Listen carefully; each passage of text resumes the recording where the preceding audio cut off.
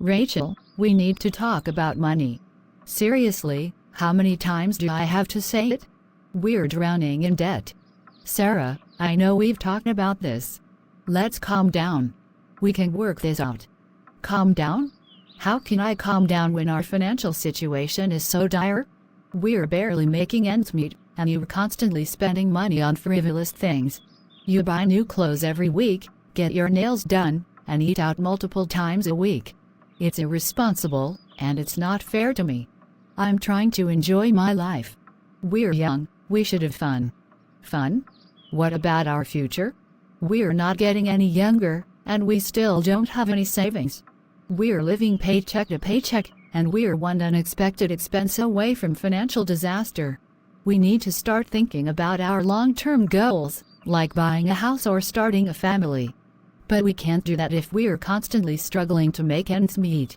Sarah, I know you're frustrated, but maybe we should approach this with a different attitude. Anger isn't going to solve anything. Oh, here we go with the religious lecture. It's not a lecture, Sarah. It's just advice. The Bible says we shouldn't let the sun go down on our anger. It's not healthy for us, or for our relationship. Oh, I'm sure the Bible has all the answers. I know it's hard, but try to see things from my perspective. I'm not trying to be irresponsible. I just want to enjoy my life.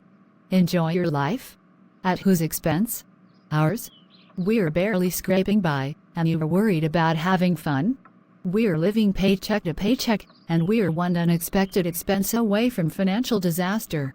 We need to start thinking about our long-term goals, like buying a house or starting a family. But we can't do that if we're constantly struggling to make ends meet. We need to prioritize our financial well-being and make sacrifices now so that we can have a better future. We can't keep living like this. Oh. Why is Sarah so angry all the time? She used to be so kind and understanding. What happened to her? Is it the stress of work? Or is it something deeper? I know the Bible says not to let the sun go down on our anger, but how do I explain that to her without sounding preachy or judgmental? Maybe I should talk to Sabino. He's always good at giving advice. He can help me understand why Sarah is acting this way and how to help her. I'll go to his place. Maybe he can shed some light on this.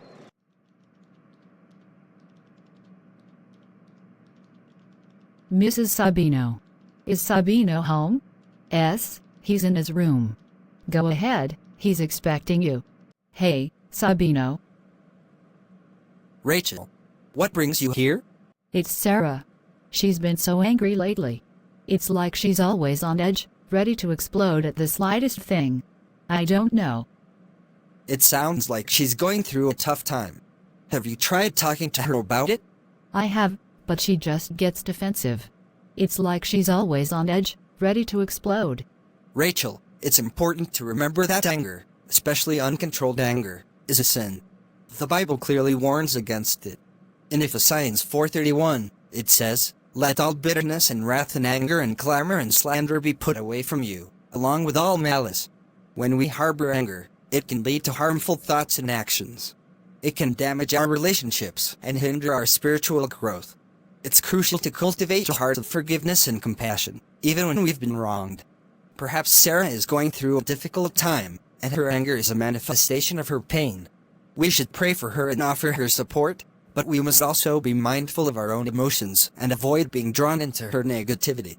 I understand what you're saying, Sabino. But it's hard to see someone you care about hurting themselves and others.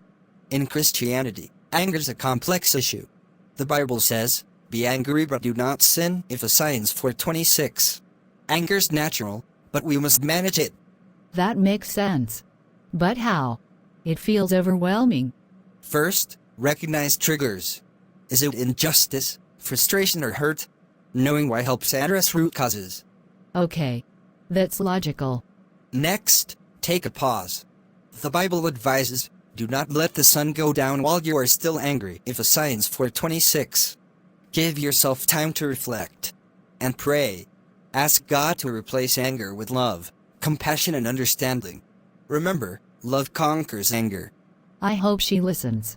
I'll try. Thanks, Sabino. Your guidance helps. You're welcome. Growing spiritually requires effort. We face struggles together.